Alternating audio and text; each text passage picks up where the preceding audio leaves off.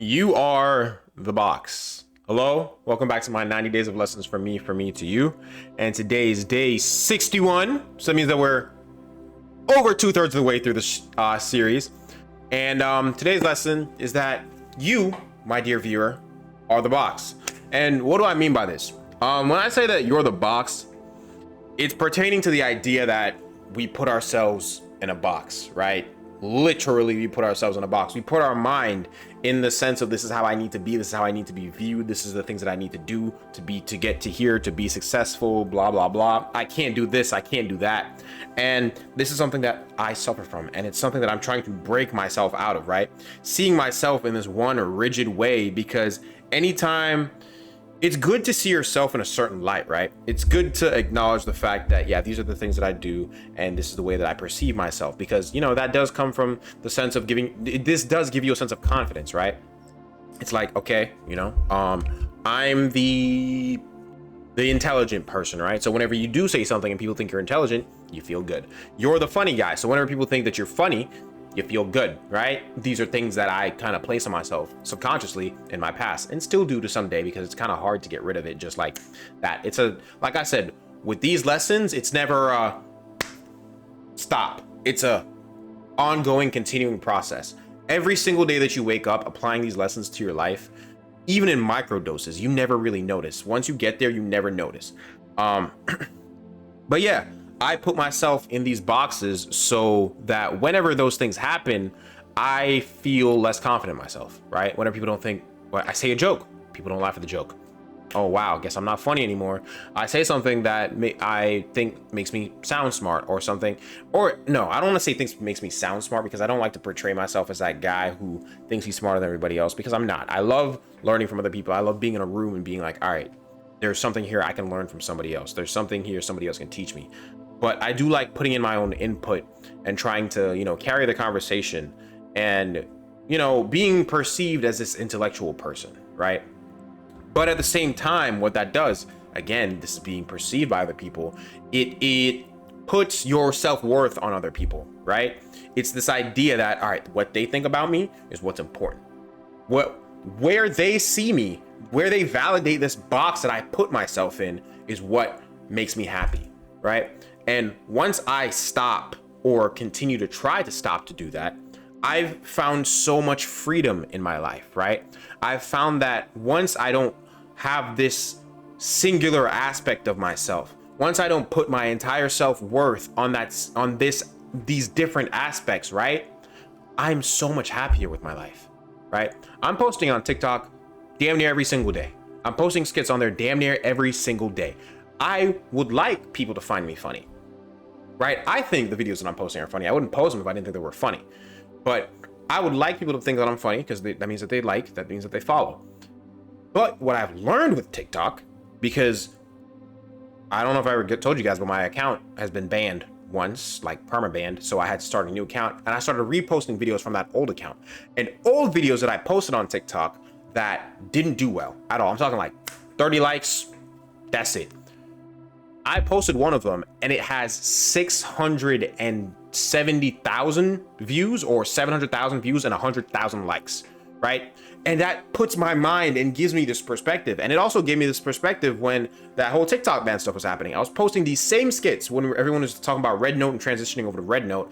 They were talking about, like, I would post those same TikTok skits on Red Note, and literally within 3 or 4 days, honestly, on Red Note, I was at 30,000 followers. People loved the same skits that I was posting on TikTok that was flopping. So that gives me this idea that, all right, you know, it's not that I'm not funny. It may be because I'm not being seen by enough people. Maybe I'm not being pushed by the algorithm, things like that. But it's like, that gives me this, like I said, perspective. I know I've said that a lot. This perspective that it's not me. I'm not the problem, right? Just not everyone needs to find me funny. Maybe that group of people that the video was pushed out to didn't find me funny, right? There's so many other aspects out there that are hitting on that one thing that may make that one thing seem like the truth. There may be so many other aspects going on. Maybe somebody's just not in a good mood. Maybe somebody's just not in the laughing mood today. When I tell a joke, maybe something happened to them and they're really down. And I say that joke and it kind of hits a nerve, and Now I'm like, damn, I made him feel bad. And now I feel bad because I'm like, damn, my joke ain't hit, right? But that's not the truth. That's not the end all be all of it. And that's what I'm saying. Like, don't put yourself in this box. Once I've stopped trying to put myself in that I need to be funny, the funny guy box, right? I feel like I've produced my best work. I've told my best jokes because I'm just like, all right, as long as I find it funny, that's good enough. And that this goes back again to all those lessons about looking inward. If I find it funny, look inward into myself. It's what I'm producing, making me happy. Put it out there. If it flops, it flops. If it goes, it goes, right? And then, like, just understand that the box is there, and you've put yourself in there. Nobody put yourself. People can put you in their own box, but it's your choice if you want to be in that box, right? The same way it's your choice if the box that you put yourself in, that's gonna be a little bit harder because you put yourself in that box. But that box that people put you in, because again, I'm a victim of this. My family sees me a certain way. And that's why that whole intelligent thing, because I was always the smart kid in the family, right? I was always the kid that got good grades, did this, did that, and he was always well behaved and all that. And like for the most part, I still am that, right? I do good in school. I'm not a troublemaker. I've never been a troublemaker. I've never gone out of my way to cause trouble or things like that. It's just not worth the hassle for me, right? But that just means that whenever things goes against that viewpoint from my family, they kind of go, I wouldn't say haywire, but there's a shift, right? And there's nothing wrong inherently with the way that they view me, right? They view me on kind of a pedestal, and it's kind of annoying. All right, that's kind of annoying. But there's nothing inherently wrong with the fact that, because it's value.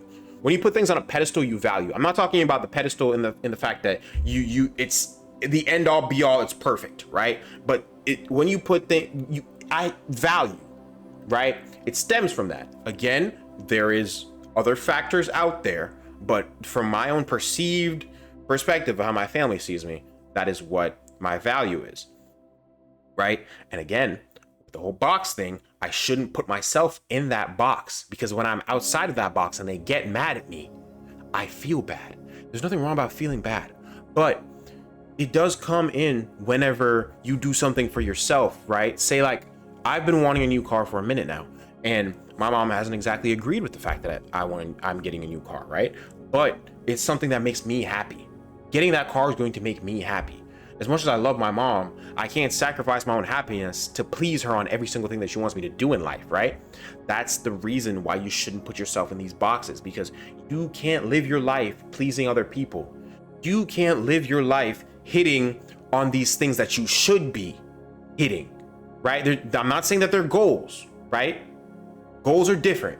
And I always say, don't live by goals, live by, what's it called? Damn it. Don't live by goals, live by morals. Live by your morals. Don't live by your goals, live by your morals, right? So have your goals support your morals. That's a good way of doing it. That's kind of a little boxy there, but it's a better box. It's a better box. There's always gonna be a box. There's always gonna be a box. But that's the thing that I'm trying to get across to you. Do not put yourself in these boxes to please other people. Do not put yourselves in these rigid ass boxes for yourself to please other people. Do not put yourself in this rigid ass box because that's how your life should be. Live your life as it is and make the most of it. Live your life where you are and improve it, right? Anything that you want to do. The reason for this video is because any single thing that you want to do, you can do it. I am literally making a YouTube video about lessons that I've learned in my life, and then I'm going to turn this off, and then my friend who wants to be a streamer, I'm gonna hop on his stream and I'm gonna be the dumbest guy out there. You guys have never seen that side of me. You will eventually, because I do plan to keep doing this. So to you, I may seem like this guy who may have these like different perspectives in sharing his life and is being vulnerable, but then on there, I'm someone who likes to tell jokes, right? On my TikTok, I'm a guy who likes to make skits. I'm a guy who likes to talk on there sometimes, right?